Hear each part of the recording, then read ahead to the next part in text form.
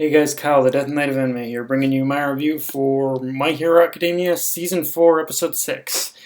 So, first off, in revisiting this material as a manga reader, it made me realize just how ominous that opening bit with Izuku and his friends, like, traveling to the same location and in the same direction actually was. And between the fact that we had already gotten, like, previous set of them, well, pretty much needing to take part in this operation, as well as seeing all the different variety of heroes that were at the meeting, it did give off this ominous air of uncertainty and just how dangerous the operation is going to be. And the cherry topper, of course, to all that was the fact that was Aizawa, who was actually thinking of suspending the internships. And what the cherry top to that was that after the meeting, Aizawa just came up to the students and said he was thinking of suspending the internships. So, yeah, just him saying that alone just shows that that reinforces even more that this has the potential in order to be even more dangerous than the All for One League of Villains, like, pretty much like hideout raid arc. Like this, like, the danger level on this is like has been upped severely, which, yeah, and the thing is, it isn't going to be like a, and the thing is, if you really look at it, it isn't really a matter of how much force there is going to be behind it. It's basically a matter of how tactical everyone is going to be. That's going to determine the winner. Like with the hideout raid arc, that arc, it was just about capturing All for One and whatnot. But this one, it's a genuine rescue operation. So, like, everyone has to be a lot more tactical and a lot more careful in how everything is approached. Which and whoever has the better tactical strategy is going to end up being the win. Is going to end up taking home the victory. So it's like, yeah, just in these tiny details, you can tell it's like it's a lot more. It's gonna be a lot more dangerous than the All for One raid arc. And alright, the episode pretty much kicks off with the heroes, like, pretty much gathering together to share intel and sightings and knowledge that they have that may pertain to the pretty much Shield Hassaikai, as well as Overhaul. And yeah, we need to talk about the centipede in the room, because, like, I don't know if I think I might have been the minority, but when reading the manga, that was not the voice I was expecting in order to come out of Centipeter. I mean, maybe I'm alone, but I was expecting a little more grisly tone in order to his voice, and yet I was completely thrown off by that high pitch by that high of a pitch. Like, and what makes it all the more hilarious and better in a way is with seeing. So is when every time we would is when he would talk, and we would cut away to pretty much all the heroes listening to him, like, and just seeing so many people in the room taking him dead serious without cracking a laugh. Like, that's what made the scene all the more hilarious for me. Is just hearing him talk and all these heroes just kind of just listening to him dead serious, like, not even cracking a smile, like. It's the fact that everyone was taking it so dead seriously that is what made it hilarious, and I love it. Um, now, moving away from that, though, one thing I do like about how this scene was handled in the anime was handled compared to the manga, is that they did kind of expand on the visual details of the meeting, and using the monitor in order to showcase a lot more details when it came to like discussing intel and whatnot, like intel and meeting, like just showing just the tiniest details of showing things a little more visually. It actually kind of helped the episode a little bit better compared to when I read in the manga. And through this meeting, we basically also learned that the bullets used to disable quirks actually attack what gives people a quirk to begin with, or in this case, the quirk gene, which I don't know. I guess it depends on the translation. But when I read this in the manga, I think it was called the quirk factor. But here, the anime is kind of dubbed as the quirk gene. So you know what, the quirk gene kind of makes a little bit more sense, I suppose. But yeah, it was kind of. but yeah, either way, it is setting up that so far the bullets themselves could just be a prototype to actually create something even worse that could actually wipe out the quirk entirely. Because the one word that was definitely thrown out that definitely caught my eye, obviously, is the word damaged. It was only damaged, like it was only briefly damaged, but imagine if the damage would have been much worse. So, like, that, just the fact that the quirk gene in itself was damaged shows that Overhaul does probably have plans in order to expand on this and probably wipe out the quirk completely at some point. But of course, let's talk about the bigger reveal in this episode with the drug bullets, which is that the composition of them is partly created using blood and human cells from is partly created from using blood and human cells, and which in itself tells us that both Overhaul and Airy are which I think, if I understand it correctly, it was a little confusing in the manga too, but Overhaul is the one who's basically supplying the blood and human cells in order to create the actual toxin, or the actual formula for the bullet, and Airy is the one creating the bullets themselves. Which, yeah, that look of pure terror on Izuku and Miura's faces from just from kind of letting the whole truth sink in and getting the full reveal. It's one of those looks on their faces where you basically, you're right alongside them and you realize that that it's not only them realizing what was going on, but it was in that moment where it clicked that they had an opportunity in order to stop this from happening, and they hesitated to do so.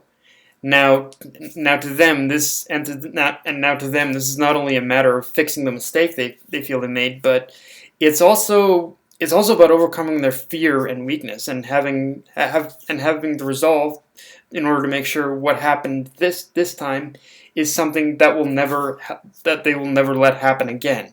So a little bit of character development there too, but to them they basically resolve themselves to say that this is a mistake we made. We basically not only have to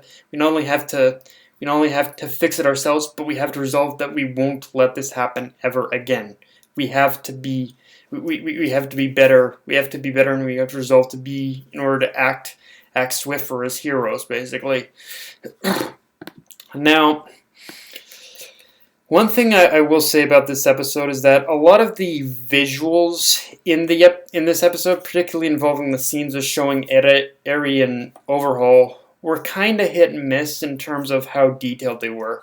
Like, for instance, the visual that showed Overhaul pretty much making the bullets out of Eri's body, like the whole visual of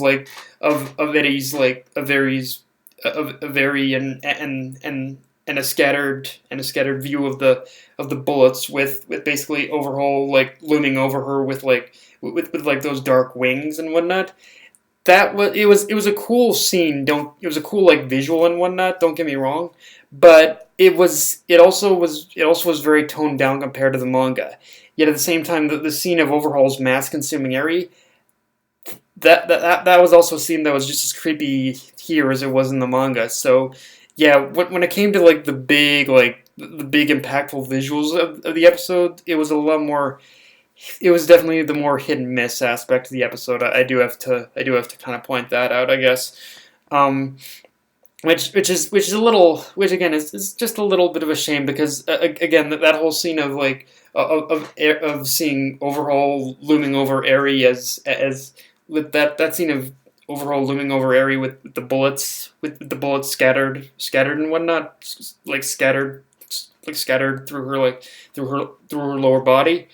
That was actually a very cool visual in the manga, so I'm a little disappointed it wasn't as detailed as that, but yeah, what can you do? Now, in this episode, we also get to know the weakness of Night Eye's quirk in this episode, which is that he can only use it once every 24 hours, which is a pretty heavy but also understandable weakness when you consider what his quirk is. It would only make sense that a quirk is honestly as kind of broken as he is would also demand such a high weakness. And and yeah, him alluding to All Might's death with the way he explains his quirk is interesting because you really see how he's because even in just him explaining how he can also see a person's death and whatnot, you really see how just in his face alone and just the way he explains it, you can see how he's tried every which way he can in order to subvert All Might's death, but just hasn't been able to find the solution. And there's a real tragedy when you consider what if Night Eye had just not met All Might, and even more not become his psychic. Like Night Eye, he might have been able, if Night Eye hadn't met All Might, he might not have been so beaten down by his own quirk. And then itself, and the fact that with pretty much, and so with for Night Eye, like him trying to groom Mirio in order to take over, that was his response to him not being able to subvert the future. It was him just preparing for it, I suppose, is all he could really do when you think about it. Now, speaking of Night Eye, we also get a brief moment near the end of the episode between Gran Torino and Night Eye discussing Izuku, and that gives us a little bit of insight into what Night Eye really thinks about Izuku, and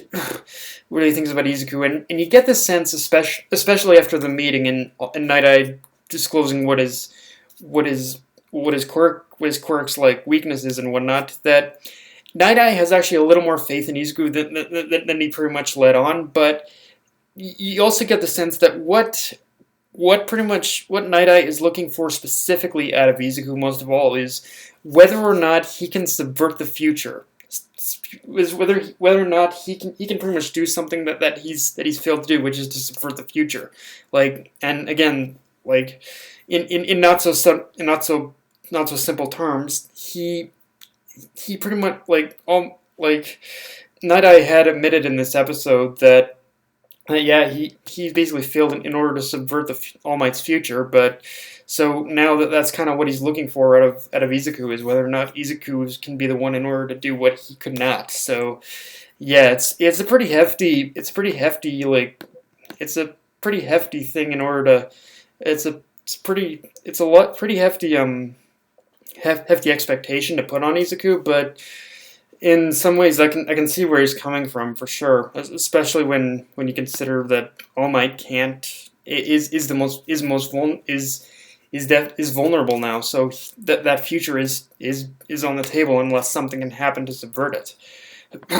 And yeah, the post-credit scene is definitely interesting in itself because even though Miri and Izuku clearly see themselves as failures for not protecting Eri properly, we basically get to see that Izuku that pretty much through Eddie's inner monologue and cowering on her bed. We pretty much see that Izuku still has managed to break through to her just from that one instance of him standing up for her. So Izuku has weakened the barriers. She's pretty much put around her the emotional barriers she's put around herself. Now it's all a matter as to whether or not Izuku and Mirio can break through completely from here. Which, yeah, they're the main protagonists, so obviously they will. But yeah, it's really just a matter of how they're gonna do it now, I guess. But yeah, guys, that's my review. If you enjoyed the video, like, comment, subscribe. Follow me on Twitter, Facebook, and Alicia Crunchyroll. Dead Knight of Enemy, signing off. Later, guys.